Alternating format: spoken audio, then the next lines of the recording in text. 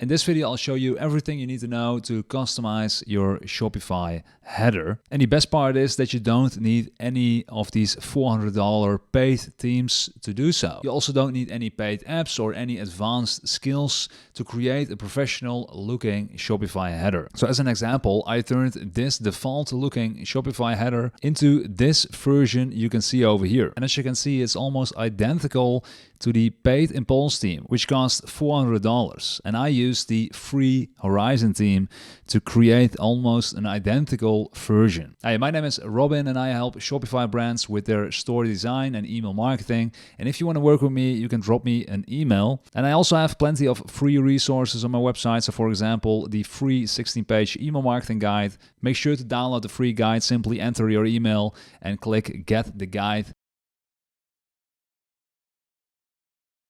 So alright, to edit your header, go to Online Store in your Shopify dashboard. And then over here, you can click on Edit the Theme. And one quick note, you'll see here it says Current Theme. And that means it's your live website. So any edits you make here will show up on your store in real time. Just something to keep in mind. So for example, if you click these three dots, you can also duplicate your live website, your current theme, so you can experiment and make some changes to your header without affecting your live website. Especially if your store has active visitors, you don't want to be making changes while people are browsing your website. In that case, just duplicate your theme by clicking here and then make some changes on the duplicate version, and once you're happy with it, publish that version. So for example, these are other versions, other themes I have in this Shopify account. I can simply click publish, and then that version over here will be my new current theme. So for this tutorial, I'm using the Horizon theme, which in my opinion is the best theme anyone can choose currently. And I've published 2 videos on this recently, so check those out if picking a theme is something you're still figuring out. So for example, the best free Shopify theme, this video and this one over here. So the best Shopify themes, free versus paid. So anyway, I'm going to start with a fresh Horizon install. So I will click on add a new copy over here. And if you haven't installed Horizon yet in your Shopify account, it'll say something like install instead of add new copy. Adding Horizon to my online store themes. And once the new Horizon theme is installed, we can start editing it. So click here on edit theme. And what you're seeing here is the default Horizon header and website. And now that we are inside the Shopify editor, let me quickly walk you through how the editor works. So at the very top of the screen, there is a drop-down that lets you switch between the different pages of your store. So by default, it opens on the home page, but from here you can easily switch to, for example, the product page, but you can also switch to the collection pages or the cart page, the checkout page, and so on. And each one can be customized individually. And now on the left-hand side over here, you'll see the page structure for the current page. So again, we're now on the home page, and this is the page structure for the home page. And this sidebar you see over here basically shows all the sections currently on this page, so the home page. And at the top is the header. So this is the same across every page. So if you added something on the home page, so inside the header, so for example, if we click the announcement bar, we get a new pop-up here with some settings for the announcement bar. And let's say we change the color of the announcement bar to this color over here. And if we were now to go to a different page, let's say the product page, you can see this color is also on the product page. So let's go back to the home page and let's undo that color change by clicking this icon here, the undo. So again, any changes you make to your header will also reflect on those other pages you see here. So not only the homepage. So then in the middle here, we have the template, and this is where the content of the homepage actually lives. And this is different for every page you select at the top of the screen here. So this middle part, the template part, is different for every page. So now we're on the homepage. Let's say we switch to the product page. You can see the template is different. Let's go back to the homepage. And at the bottom here, you can see the footer, but just like the header, any changes you make to the footer will also affect your entire website, so not just the homepage. And if it's still a bit overwhelming, don't worry, you'll get a much better understanding once you start editing the header.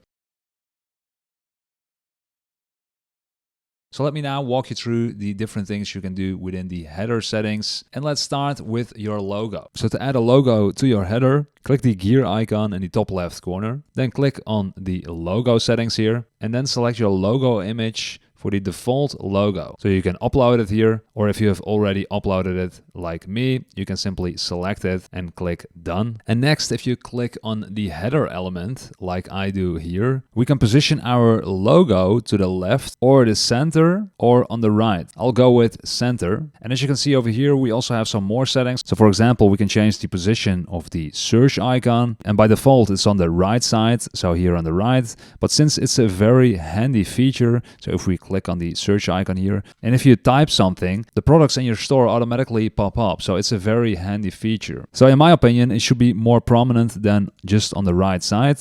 So I'll choose for the left side. So now it's on the far left. And keep in mind, if you haven't uploaded any products or collections yet, the search functionality like I have right here doesn't work yet. You first have to upload some products, some collection pages, and then they will pop up like this here. And by the way, I think the Shopify editor auto-saves, but it never hurts to click save every now and then. So top right corner, click save. And just another quick tip, if you want to preview your website, so the changes you just made, you can simply click here on the horizon tab here and then click on preview, and that shows the preview version of the template you're editing. And then if you scroll down here on the right side, you have some more settings, and also here some more theme settings you can edit. So for example, the page width. If we scroll up here we also have the sticky header option. So the sticky header, what that means is if you scroll down, the header remains visible. You can change that here if you want. Another thing here in the localization settings,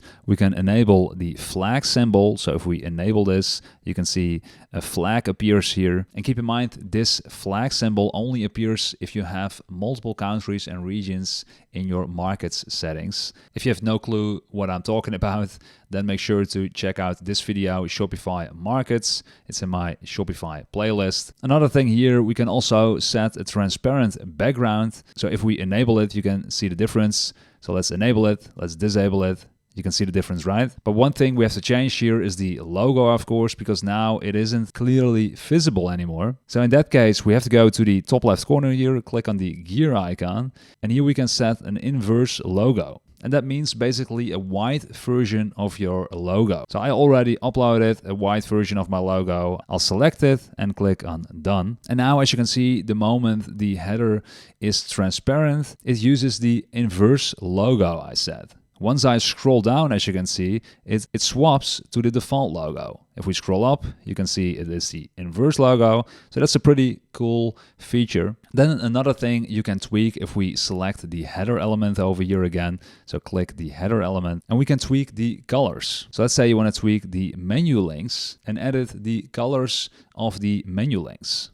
Select the menu in this case. And as you can see, here we can also change things like the font size. So for example, we can change it to 16 pixels. So to change the colors of, for example, the menu links, so Shopify works with so-called color schemes. And currently the menu items, so we have selected the menu items, it is using color scheme 1. If we want to tweak the color scheme of the menu item, so if we want to tweak the colors of the actual menu items, we have to change color scheme 1. And to do so, you click here on edit. And as you can see, there's a lot of different colors. So for example, the button color, the secondary button color, a lot of different color codes, because scheme 1 is used in different ways across your website. And if you want to change the color of the menu item, so we have to scroll down a little bit. So it isn't transparent any longer. It is this color code. So let's say we tweak it to, for example, red. You can see it now changes. You can also simply undo that action by clicking the undo button here. And again, every now and then, make sure to click the save button. I will now close the color scheme 1 here. And we're now in the theme settings. We're going to go back to the sections. So we click here on the sections tab. And now we are still in the menu items settings, as you can see on the right hand side here.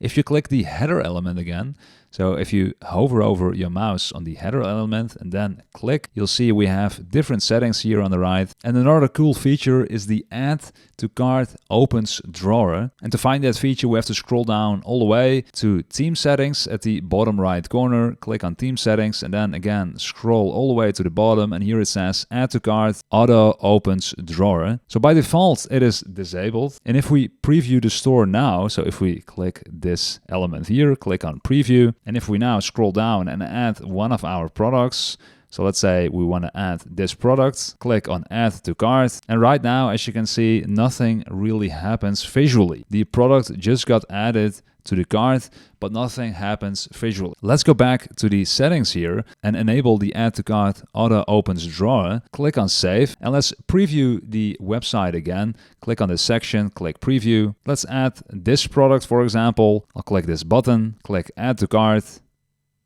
And now, as you can see, it automatically opens the cart drawer, which is something I personally prefer. And by the way, if you want to tweak the typography of the menu items, you can do so by clicking on the gear icon. So go to Theme Settings, scroll down to Typography, which is below the color scheme, Typography. And here you can change the fonts of your website, including the menu items. So the menu items are using the body font. So to change the font of the menu items, you can do so here. So let's say I want to change it to the Poppins font, select it, click Done. And as you can see now, it changes to the Poppins font. Again, every now and then, click on Save. And there are some more functionalities in the header. So for example, there is this announcement bar where you can highlight your USPs, for example. So for the ones that don't know, USPs are unique selling points of your business. So to change the settings and the content of the announcement bar, click on the announcement bar element, and then we have some settings here on the right hand side. And if you want to tweak the actual content, you have to select the announcement element here. Again, new settings will appear, and here you can tweak the content to, for example, free 30-day returns. Let's say that's one of your unique selling points. If you want, you can also add a link, so for example, to your returns page on your website. So right now we only have one announcement, so the free 30-day returns. You can add multiple if you want. So you can do so by clicking here on Add a Block. If you click on Add a Block, you can simply click on the announcement block. Now a new announcement appears, as you can see over here. And another way, let's remove this by clicking the bin icon. Another way is if you click the announcement element, if you click the announcement block, on the top right corner here, we see these three dots. If you click on the three dots, you can click on duplicate, and now it duplicates that exact block. Especially if you have some settings here that you just want to reuse, duplicating that block is easier, else you have to redo all those settings. And then the content of that new block should be something else, of course. So for example, free shipping on all orders over $75. So let's say that's one of your other unique selling points of your business. And then if you click the announcement bar, you can see some settings over here. And one of the settings is time to next announcement. So how many seconds do you want to wait before the next announcement automatically appears? So you can, for example, change that to 3 seconds. And as mentioned before, if you want to change the colors of the announcement bar, you do so over here in color scheme. But as you can see, the announcement bar is also using scheme 1. So you have to be aware that if you make some changes to the color scheme 1, it also might have effect on other elements on your website. So you can create a specific color scheme for one specific element of your website. To do so, you go back to the gear icon on the top left corner, go to color schemes again, and here you can add a color scheme, and you can use that color scheme specifically for example, the announcement bar. One quick tip is if you do use different color schemes for different elements on your website, you should write down what elements you're using for what color scheme, because you cannot edit the name of the different schemes here. It will just be called scheme 6, scheme 7, scheme 8, etc. And let's go back to the sections tab here on the top left corner. And another cool feature, if we click here on add a section within the header element, is the AI generator. So if we click here on generate, you'll see we have some new settings here, and it asks us describe what you want to build. And here we have 3 examples: a magazine style editorial layout. These are just random examples, not necessarily related to the header. And heading with an animated glowing effect. The idea is that you just can describe what you want to create, and the AI will automatically generate the code and add it to your store. So for example, if we take a look at this website I created, and if we take a look at the header elements over here we can see this section, and this is the AI section I created. And if we take a look at this particular section and this particular element, so as you can see, this is AI generated.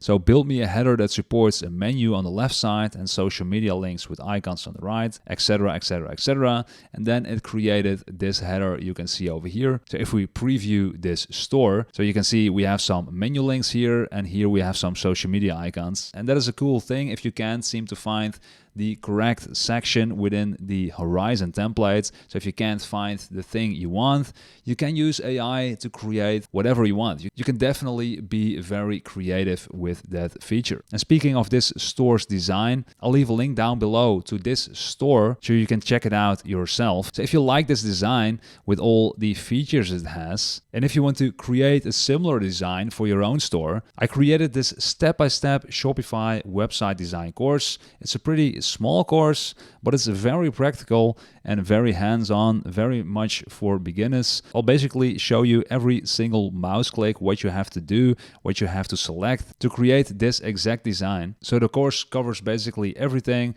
up to header design, homepage design, blog post design, footer design, product and collection page design, mobile design. So it's a complete course from basic Horizon template to something like this you can see over here. And another cool thing that just comes to mind, do you see this underline effect? So if I hover over these menu items here, and also this sale menu item with this green background. So if we take a look at the basic Horizon store, you can see those underlines aren't there. That isn't a native feature inside Horizon. Also, the green highlight isn't a native feature inside the Horizon template. If you like this element, so for example with the green background and that underline effect, if you like that feature, check out this free video on my YouTube channel in the Shopify playlist, how to highlight a Shopify menu item. So I just gave you a few examples of what you can do with your header, and the bottom line basically is that you can be as creative as you want with it. And after your header is done, you probably still have a long to-do list before launching your store, but I also strongly encourage you to add email marketing to your to-do list if you haven't already. So email marketing is something many beginners treat as an afterthought, but that's a big mistake. All 7- and 8-figure Shopify stores take email marketing very seriously because it's one of the best ways to communicate directly with your customers. So you're paying a lot of money to get them to your store, and you already know that not every single one of your site visitors is gonna purchase on their first visit. So grabbing their email address is a great way to get them back to your store. So for example, on this website I created, if we visit a product page, you can see a pop-up appears after a couple of seconds. So this is the pop-up, and this is a great way to build your email list. But as you can see, there is no email input field yet, and that's because I use a so-called multi-step pop-up. So this is the pop-up behind the scenes, and as you can see, we're now at step 1 and then step 2. So if we go back to the live website, if we click on the button, yes, I want to see that discount. So you've got a mystery discount. Yes, please reveal it. Let's click on that button. And then you can see the email input field. So if we take a look at behind the scenes again, so step 1, and this is step 2. So that is the email input field. So 15% off your first order, enter your email below and we'll send you the code straight to your inbox. So in my experience, these multi-step pop-ups work better than just using a single step pop-up where you immediately show the email input field. And the reason why this is working better than a single step pop-up is because of the so-called foot in the door effect. So this is a persuasion strategy where agreeing to a small initial request, which is letting the site visitor click on the button, yes, please reveal it. So that's the initial request. And that increases the likelihood of complying with a subsequent larger request. And the larger request is in step 2 for the email input field. So the tool I recommend using is called Omnisend. I've published a blog on my website and I also published a video where I share the results of me testing 35 email marketing tools. And in the end, I went with the email tool Omnisend. Omnisend has a great free plan, and if you do decide to upgrade, I have a 30% discount code for you guys. And also don't forget to download my e-commerce email tactic guide. Simply enter your email and get the guide for free.